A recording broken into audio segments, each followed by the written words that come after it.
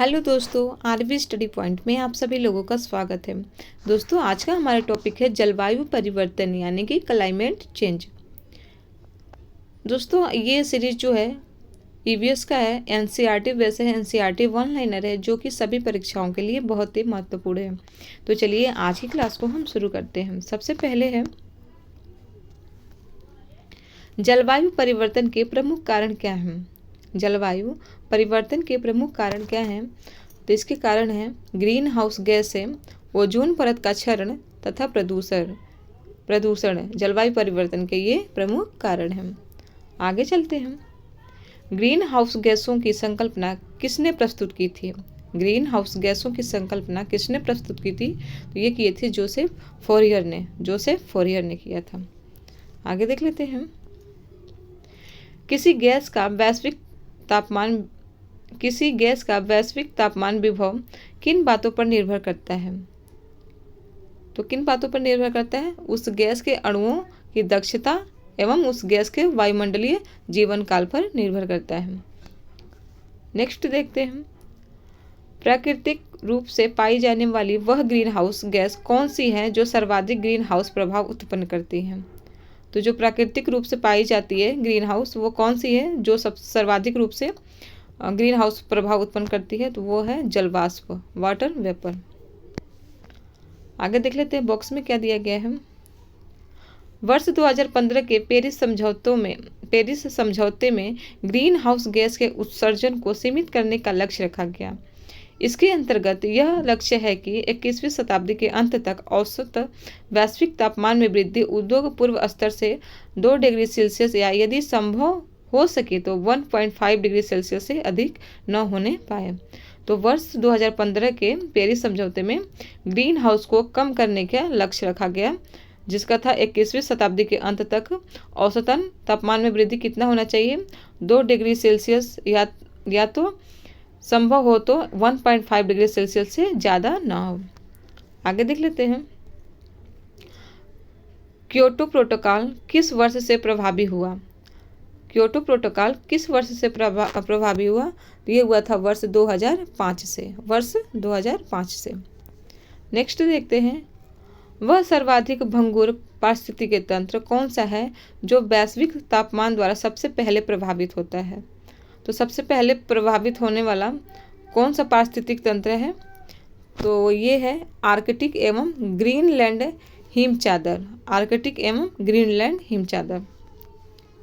Next देखते हैं। वायुमंडल में कार्बन डाइऑक्साइड की मात्रा बढ़ने से वायुमंडल का तापमान क्यों बढ़ता है? वायु में कार्बन डाइऑक्साइड की मात्रा बढ़ने से वायुमंडल का तापमान क्यों बढ़ता है? ये क्योंकि कार्बन डाइऑक्साइड सौर विकिरण के अवरक्त अंश और अवशोषित करती है। ठीक है, तो जो वायु में कार्बन डाइऑक्साइड की मात्रा बढ़ने की जो कारण है वो कार्बन डाइऑक्साइड सौर विकिरण के अवरक्त अंश को अवशोषित करती है। नेक्स्ट देखते हैं।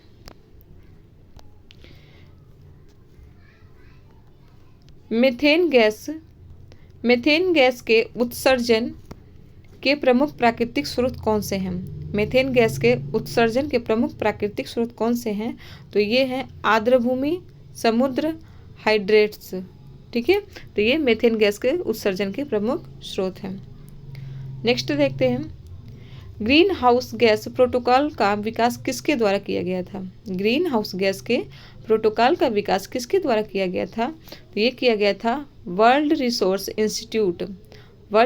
इंस्टीट्यूट तथा world business council on sustainable development के द्वारा किया गया था। आगे देखते हैं। विश्व के तापमानों पर आंकड़े प्राप्त करने के लिए वैश्विक वायुमंडल निगरानी स्टेशन कहाँ स्थापित किए गए हैं? तो जो विश्व के तापमान पर आंकड़ा प्राप्त करने के लिए वैश्विक वायुमंडल निगरानी स्टेशन कहाँ स्थापित किए गए हैं? तो ये किया गया अल्जीरिया, ब्राज़ील तथा केन्या में। किए गए हैं। नेक्स्ट देखते हैं। जलवायु परिवर्तन का क्रायोजेनिक संकेतक किससे प्राप्त किया जाता है? तो ये किया जाता है आइस कोर से। ठीक है, नेक्स्ट देखते हैं, हिम तत्व किसी ग्लेशियर या बर्फ की चादर को छेदकर प्राप्त किया गया एक बेलनाकार नमूना होता है। तो जो हिम तत्व होता है वो क्या होता है, किसी ग्लेशियर या बर्फ की चादर को छेदकर प्राप्त किया गया एक बेलनाकार नमूना होता है। ठीक है, आगे देख लेते हैं, वैश्विक जलवायु परिवर्तन के संदर्भ में कौन सी पद्धतियां मृदा में कार्बन प्रच्छादन संग्रहण में सहायक है। तो कौन सी मृदा है जो वैश्विक जलवायु परिवर्तन के संदर्भ में कार्बन प्रच्छादन संग्रहण में सहायक है, तो वो है समुच्च बांध या अनुपद सस्यन एवं शून्य जुताई। समुच्च बांध, अनुपद सस्यन एवं शून्य जुताई। आगे देखते हैं, किस अंतर्राष्ट्रीय सम्मेलन में हरित जलवायु कोष ग्रीन क्लाइमेट फंड के गठन का प्रावधान किया गया था। तो ये किया गया था कानकुन सम्मेलन में। कानकुन सम्मेलन मैक्सिको में हुआ था 2010 में। नेक्स्ट देखते हैं, हरित जलवायु कोष ग्रीन क्लाइमेट फंड के गठन का क्या उद्देश्य था। तो इसका उद्देश्य था विकासशील देशों को जलवायु परिवर्तन का सामना करने हेतु अनुकूल और न्यूनीकरण पद्धतियों में सहायता देना। ठीक है, इसका उद्देश्य क्या था, विकासशील देशों को जलवायु परिवर्तन का सामना करने हेतु अनुकूल और न्यूनीकरण पद्धतियों में सहायता देना। आगे देख लेते हैं, इस बॉक्स में क्या दिया गया है, यदि किसी महासागर का पादप प्लवक किसी कारण से पूर्णतः नष्ट हो जाए तो कार्बन सिंक के रूप में महासागर पर एवं महासागर की खाद्य श्रृंखला पर इसका प्रतिकूल प्रभाव पड़ेगा। तो इसमें कहा जा रहा है कि यदि किसी महासागर का पादप प्लवक किसी कारण से नष्ट हो जाए तो क्या होगा, तो उसमें कार्बन सिंक के रूप में महासागर पर एवं महासागर की खाद्य श्रृंखला पर इसका प्रतिकूल प्रभाव पड़ेगा। नेक्स्ट देखते हैं, प्रथम विश्व जलवायु सम्मेलन कहाँ आयोजित किया गया था। प्रथम विश्व जलवायु सम्मेलन कहाँ आयोजित किया गया था, तो ये किया गया था जेनेवा स्विट्जरलैंड वर्ष 1979 में। आगे देखते हैं, कौन सी घटनाएं वैश्विक तापमान ग्लोबल वार्मिंग के प्रभाव को दर्शाती है। तो कौन सी घटनाएं वैश्विक तापमान के प्रभाव को दर्शाती है, तो ये है हिमानी का पिघलना, सागरीय तल में उत्थान, मौसमी दशाओं में परिवर्तन, वैश्विक तापमान में वृद्धि। ये सब जो है वैश्विक तापमान के प्रभाव को दर्शाते हैं। नेक्स्ट देखते हैं, वैश्विक तापन के कारण एल्पाइन ग्लेशियर के पिघलने से किन दो देशों को अपनी अंतर्राष्ट्रीय सीमाएं फिर से निर्धारित करनी पड़ेगी। ये दोनों देश हैं इटली तथा स्विट्जरलैंड। इटली तथा स्विट्जरलैंड है। आगे देख लेते हैं, बॉक्स में क्या दिया गया है, ऊर्जा की बचत कर पृथ्वी को सुरक्षित रखने के उद्देश्य से प्रत्येक वर्ष मार्च के अंतिम शनिवार को पृथ्वी काल अर्थ हावर्स मनाया जाता है। तो मार्च के अंतिम शनिवार को क्या मनाया जाता है, पृथ्वी काल अर्थ हावर्स मनाया जाता है। इसका समय घंटे 8:30 PM to 9 PM के लिए बत्तियां बुझा दी जाती हैं। तो इसमें क्या किया जाता है, 8:30 से 9 बजे तक के लिए बत्तियों को बुझा दिया जाता है। वर्ष 2021 में 27 मार्च का पूरा विश्व में अर्थ आवर मनाया गया।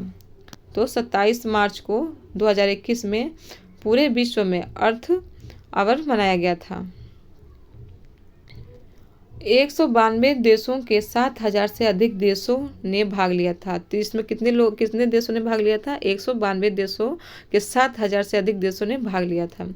Green group world wide fund for nature द्वारा आयोजित यह अर्थ आवर का 15वां संस्करण था। तो ये किसके द्वारा आयोजित होता है, जो अर्थ आवर होता है world wide fund for nature द्वारा। ठीक है, इसका विषय मतलब किसका थीम था, पृथ्वी को बचाने के लिए जलवायु परिवर्तन। पृथ्वी को बचाने के लिए जलवायु परिवर्तन इसका थीम था। नेक्स्ट देखते हैं, भारत ने क्योटो प्रोटोकॉल की द्वितीय प्रतिबद्धता अवधि पर अपनी सहमति कब प्रदान की। तो कब प्रदान की थी? 8 अगस्त 2017 को, 8 अगस्त 2017 को। आगे देख लेते हैं।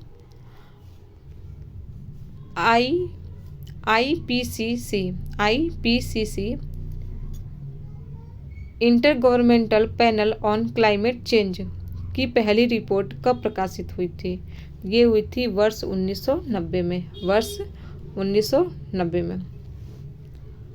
आगे देख लेते हैं, नीचे भी कुछ इंपॉर्टेंट चीज़ दिया रहता है, उसको हम कवर कर लेते हैं।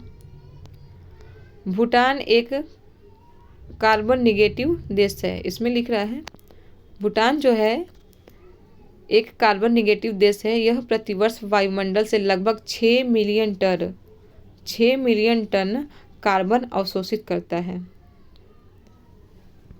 ठीक है, तो दोस्तों आज का हमारा टॉपिक था जलवायु परिवर्तन, क्लाइमेट चेंज। दोस्तों ये सीरीज आपको पसंद आ रही है तो प्लीज़ लाइक, शेयर और सब्सक्राइब जरूर करें। Thank you so much.